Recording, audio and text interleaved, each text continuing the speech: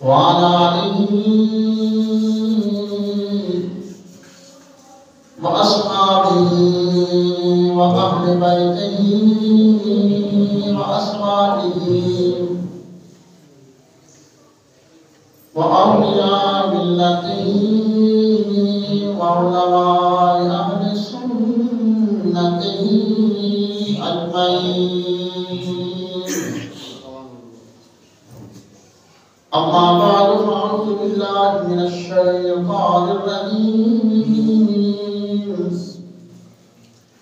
بسم الله الرحمن الرحيم.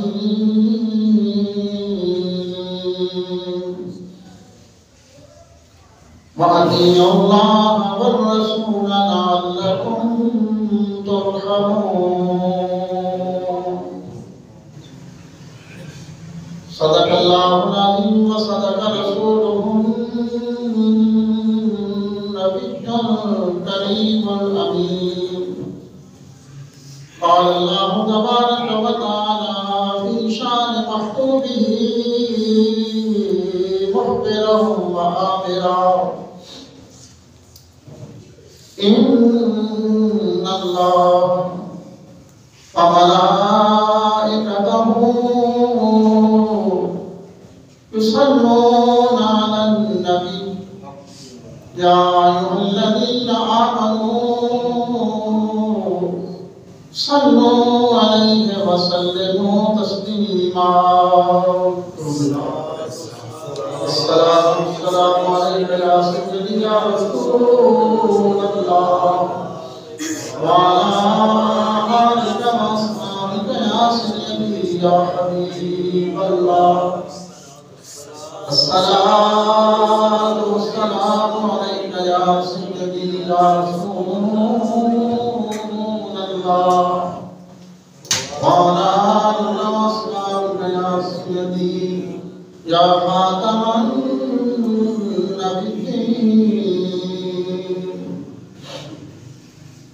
حمد و ثنا کی بات دعا ہے.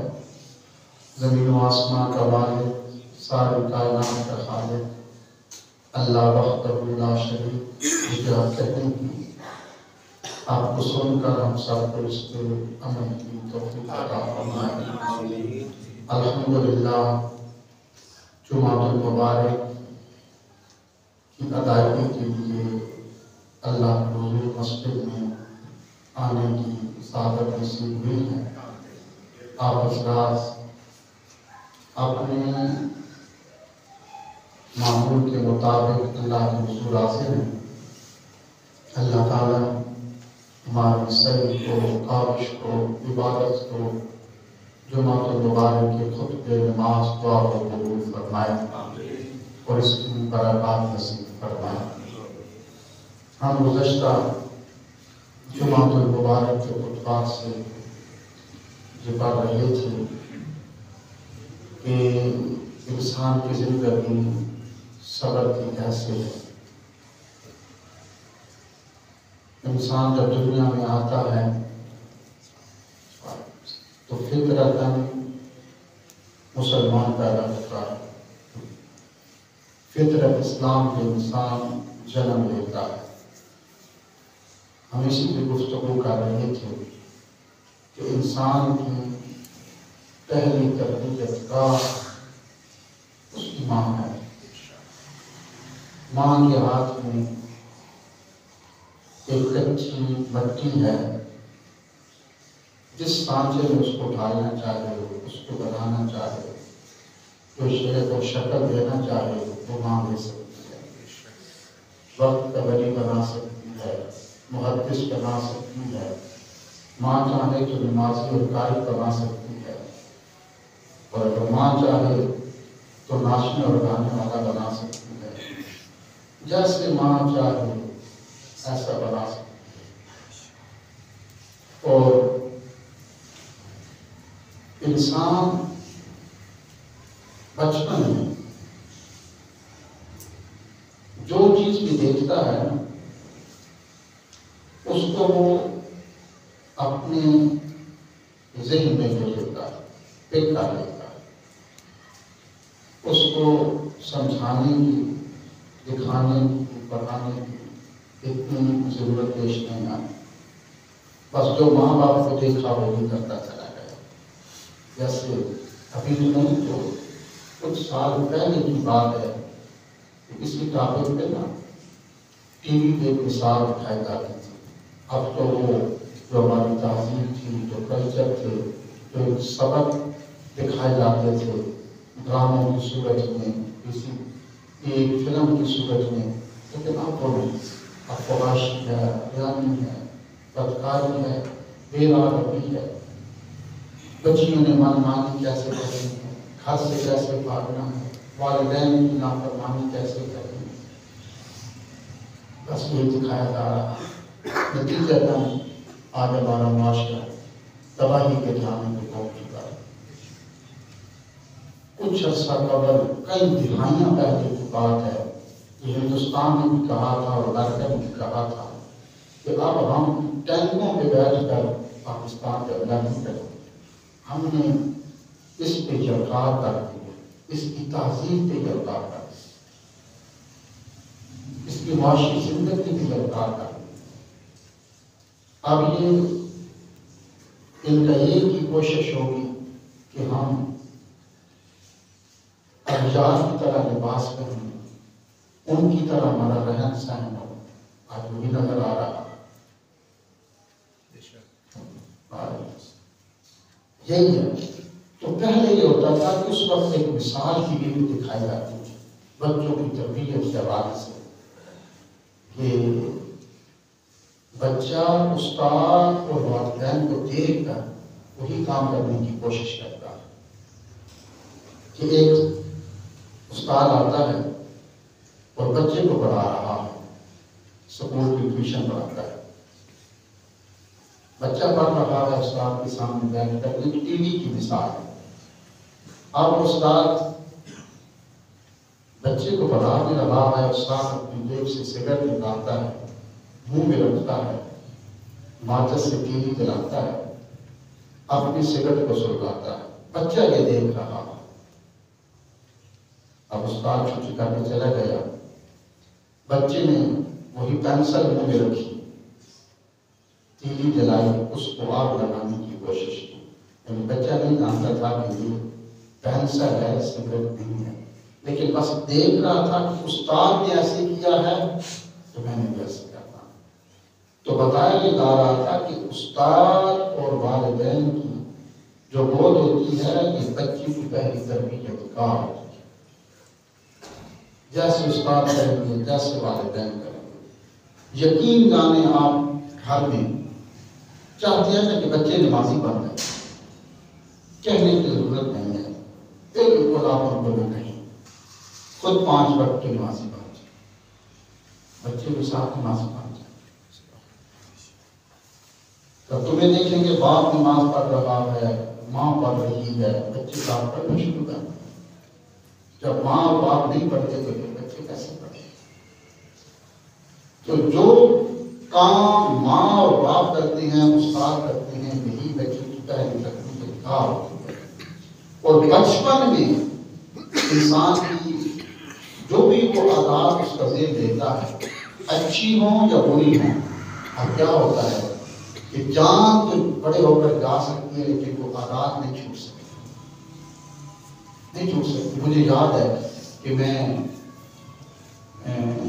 کھانے میں تھا اور ایک مسجد میں نماز پڑھاتا تھا، تو ایک چھوٹا سا بچہ تھا، یا سمجھے جاتے ہیں بالکل چھوٹا سا، اس کے گھر میں ماحول یہ تھا، اس کی ماں بھی نمازی تھی اور اس کی نانی ماں تھی تو وہ بھی نمازی تھی۔ معصوم بچہ جو ہے وہ ابھی اس کی عمر زیادہ سے زیادہ 10-12 سال، پکا نمازی بن گیا، نانی کو دیکھتا، ماں کو دیکھتا۔ تو ایک دن میں فجر کے لیے مسجد میں جا رہا تھا اپنے ادارے سے، ابھی اذان کا وقت تھا، اذان نہیں ہوئی تھی، تو میں ان بازار سے گزرا، بازار کا مسجد تھی، اس گلی کے کونے سے ایک نسوانی آواز آئی، ایک بیوی کھڑی ہے، اس نے چہرہ ڈھانپ رکھا ہے، اس کو پتہ تھا کہ حافظ صاحب گزرے گے اذان کے لیے، تو اس نے آواز دی تو میں کہا تو اذان بھی نہیں ہوئی. اس نے کہا صاحب میرے بچے نے رات کو سو گیا تھا, عشاء کی نماز نہیں پڑھی, 10 سال کی عمر ہے, اور اس وقت سے لے کر اب تک رو رہا ہے کہ میری نماز چھوٹ گئی. اب بتاؤ وہ بچہ, میں تمہارے انتظار میں کھڑی ہوں, بچہ کہتا ہے کہ حافظ صاحب آئے تو تم سے پوچھنا کہ میں نماز کس وقت پڑھی. کیونکہ بچپن میں عادت مان گئی تھی نا, آپ وہ نہیں کی. تو ماں پہلی تربیت کا ہوتی ہے, ماں کا بڑا ہی مقام ہے اسلام کے اندر, بہت مقام ہے. حضرت سیدنا اویس کرنی رضی اللہ تعالیٰ آپ کا نام آتا ہے. حضور صلی اللہ تعالیٰ علیہ وسلم جب تشریف فرما ہوتے نا, صحابہ کرام کو واضح نصیحت فرما رہے ہوتے تھے, تو حضور اکثر نا ایسے دوسری جانب منہ کر کے اپنے آستین کو چاک کر کے, اپنے آستین کے بٹن کھول کر نا حضور کافی دیر اس طرح نا دوسری جانب بائیں جانب منہ کر کے حضور گفتگو فرماتے رہتے اور اپنے گریبان کو کھول لیتے. تو صحابہ نے پوچھا حضور اس طرف تو کوئی بھی نہیں ہوتا, تو آپ کافی دیر پھر اپنا آستین جب کھولتے ہیں, بٹن کھولتے ہیں, اور پھر اس طرف منہ کر کے جہاں آگے دیوار ہے کوئی نہیں ہے, حضور آپ اس طرف منہ کر کے کافی دیر واضح نصیحت فرماتے ہیں. تو حضور فرماتے ہیں کہ اس طرف یمن ہے, انی لاجد ریحا من قبل الیمن. حضور فرماتے ہیں مجھے, صحابہ نے پوچھا حضور یمن ہے تو پھر کیا ہوا؟ تو حضور نے فرمایا مجھے یمن سے, انی لاجد ریحا من قبل الیمن, حضور نے فرمایا مجھے یمن سے ٹھنڈی ہوائیں آتی ہیں. حضور یمن سے ٹھنڈی ہوائیں آتی ہیں, اس کا مطلب کیا ہوا؟ حضور نے فرمایا کہ میرا چاہنے والا یمن میں رہتا ہے, وہ مجھ سے بڑا عشق کرتا ہے. تو صحابہ نے کہا حضور یمن اتنا دور تو نہیں ہے, یہ ساتھ کھڑا ہے, انسان صبح چلے تو شام کو مکے پہنچ جائے, مدینہ طیبہ آ جائے, یمن دور تو نہیں ہے. اگر اتنا ہی وہ آپ سے محبت کرتا ہے, پیار کرتا ہے, تو حضور پھر وہ آپ کی زیارت کے لیے آتا کیوں نہیں؟ تو حضور نے فرمایا کہ اس کی پوری ماں ہے, پوری ماں جو فالج زدہ ہے, اٹھ نہیں سکتی, اس کے ہاتھ حرکت نہیں کرتے, اس کے پاؤں حرکت نہیں کرتے, وہ فالج زدہ ہے, پتھر کا پتھر ہے, وہ چارپائی پہ پڑے گی.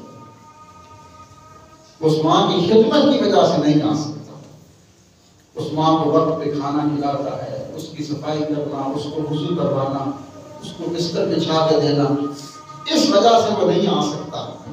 اس ماں فالج زدہ ماں کی وجہ سے وہ نہیں آ سکتا.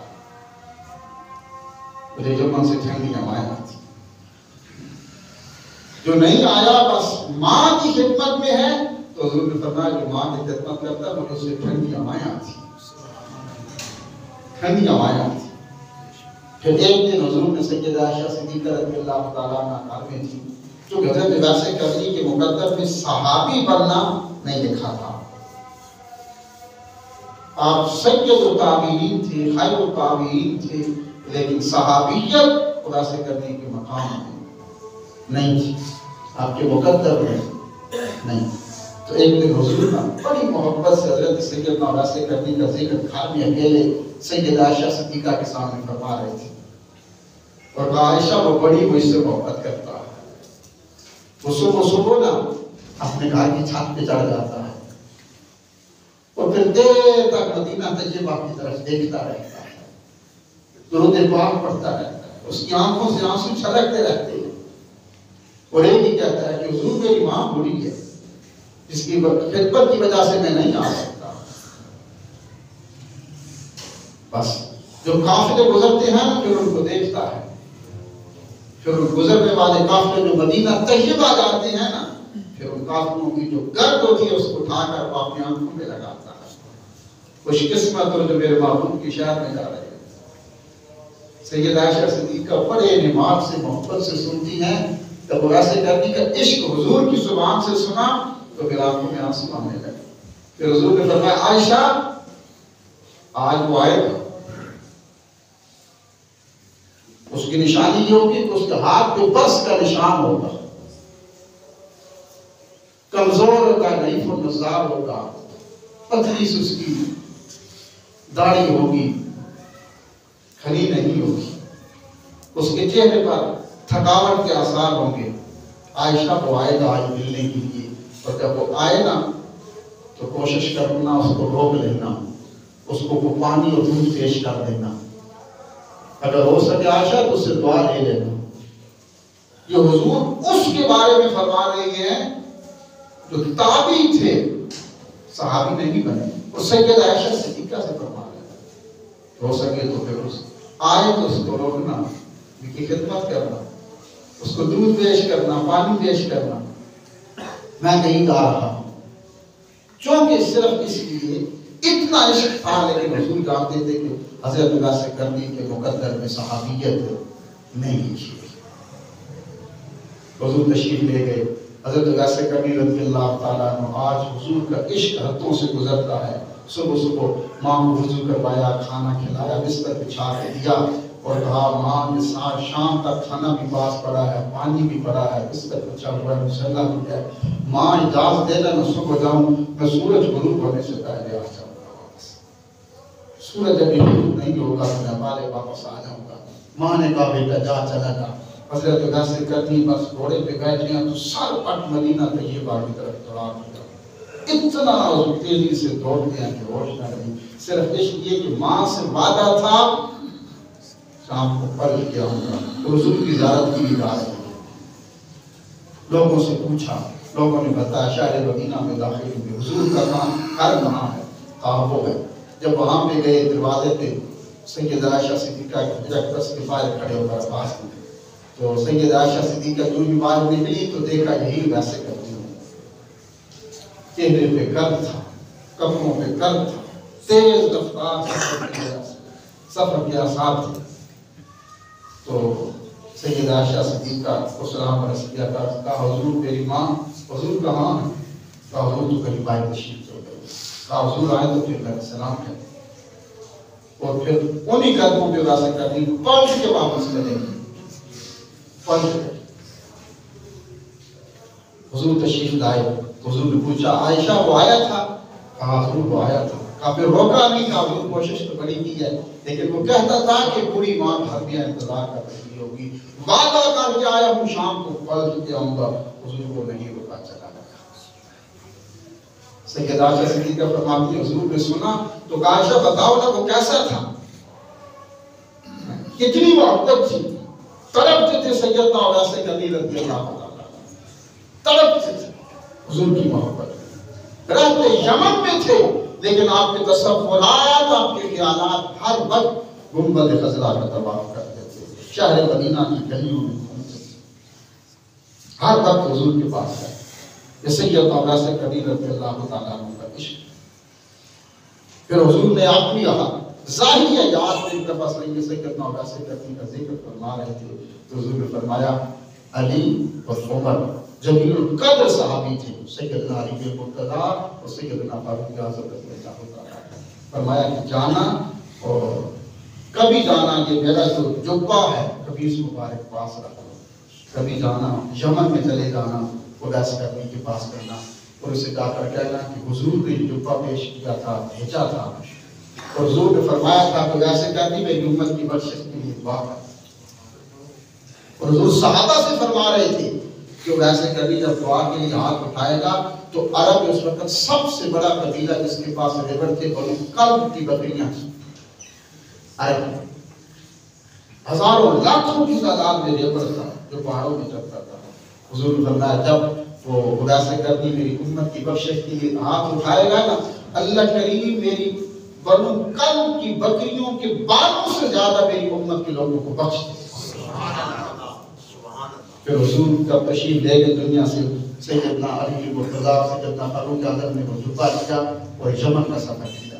تو جب پوچھتے پوچھتے آپ جنگلوں میں پہنچے نا ویسے کرنی کا دیدار ہوا، ملاقات ہوئی اختصار کے ساتھ تو جبہ پیش کیا کہ حضور نے بھیجا تھا.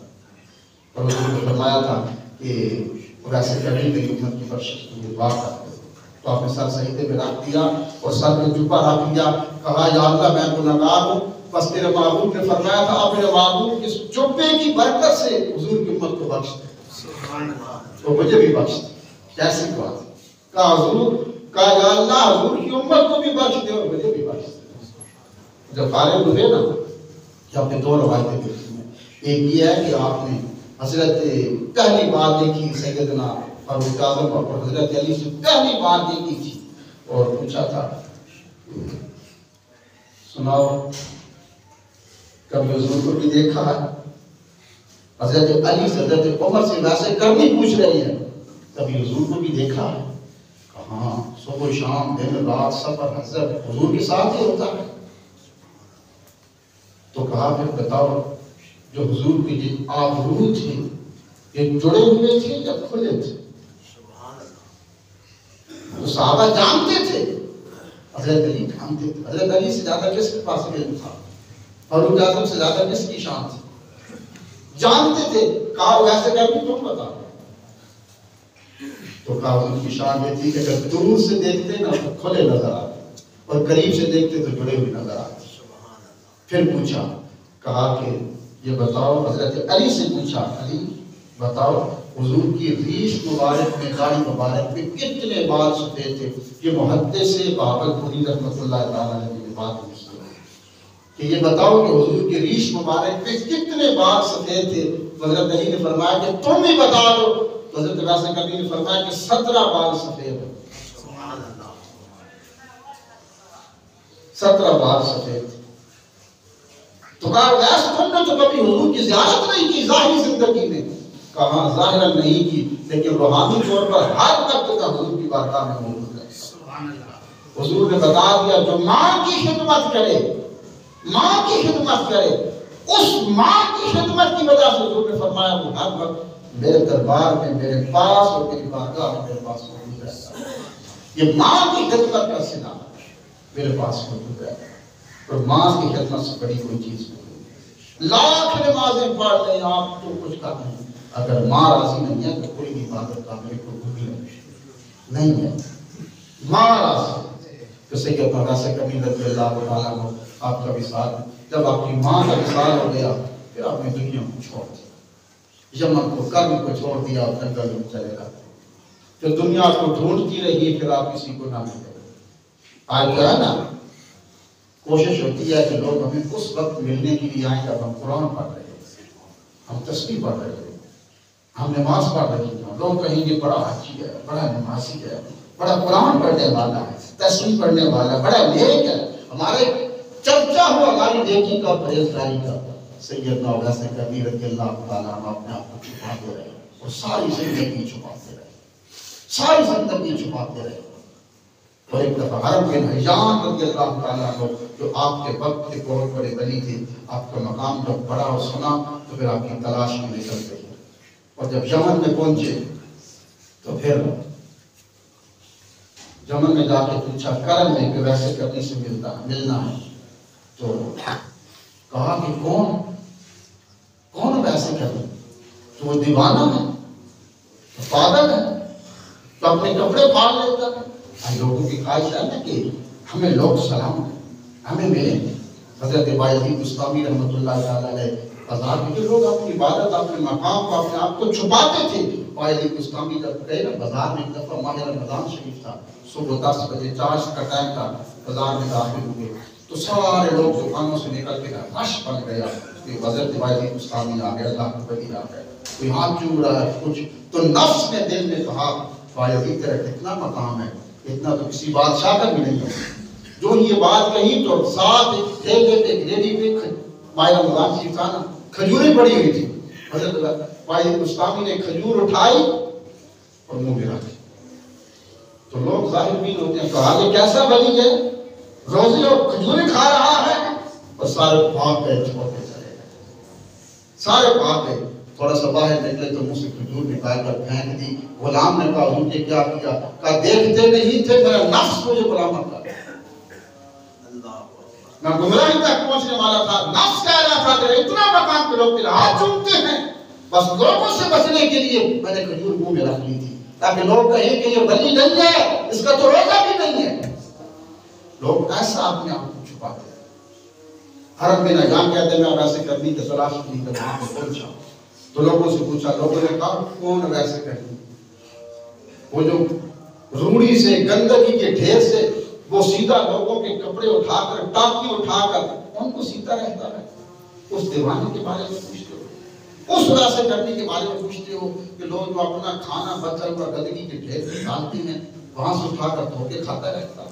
ایک دفعہ حضرت غوث کرنی رضی اللہ تعالیٰ عنہ آپ کیا تھا کہ بھوک لگی ہوئی تھی تو وہی گئے جہاں پہ لوگ کھانا پھینکتے تھے، تو کسی نے وہاں پر خربوزے کی یا تربوز کی جو کاشے تھی، ٹکڑے تھے، کٹے بچے ہوئے کھا کے پھینک دیے تھے. آپ گئے تو وہاں پہ ایک طرف کتا کھا رہا تھا، آپ نے کھانا چاہا تو کتے نے بھونکنا شروع کر دیا. فرمایا تم اپنے حصے کا کھا، میں اپنے حصے کا کھا رہا ہوں. اور وہ کاشے اٹھائیں اور ان کو دھو کر کھا لیا، اور کھاتے پھر نفس سے کہتے تھے اب خوش ہے، اب کھا لیا، خوش ہے. آئے گستامی جا رہے تھے، آگے سے کڑیا گدھے پہ بیٹھ کے آ رہی تھی. اس نے کہا رک جا، اللہ کے ولی تو بڑا ولی بنتا ہے، بتا مجھے میری گدھے کی دم اچھی ہے یا تیری داڑھی اچھی ہے؟ آپ نے غصہ نہیں کیا، فرمایا کہ اگر قیامت کے دن اللہ نے مجھے بخش دیا تو پھر بڑھیا سن، میری ماں سن، پھر میری داڑھی تیری گدھے کی تم سے اچھی ہے، اور اگر اللہ نے نہ بخشا تو پھر میری داڑھی سے تیرے گدھے کی تم اچھی ہے. یہ وہ لوگ تھے. اس میں انشاءاللہ گفتگو جاری رہے گی. اللہ تعالیٰ عمل کی توفیق عطا فرمائے.